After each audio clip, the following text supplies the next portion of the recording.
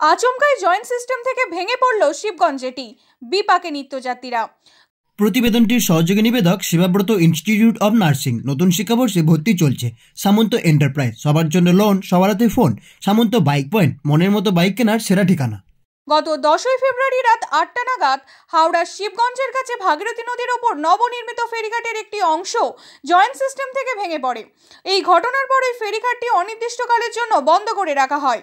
ফলে পরের দিন অর্থাৎ রবিবার নদী পারাপারের ক্ষেত্রে ভোগান্তির শিকার হতে হয় নিত্যযাত্রীদের। যদিও পরে পুরনো ভাঙা জেটিঘাট দিয়ে ঝুঁকিপূর্ণ পারাপার চালু করা হয়।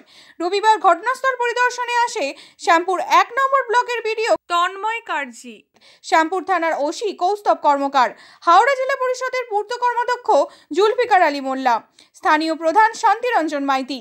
তারা জেটিটি দ্রুত মেরামতের আশ্বাস দিলেও ওই ফেরিঘাটে পুনরায় কবে যাত্রী পারাপার শুরু হবে তা এখনো স্পষ্টভাবে জানা যায়নি।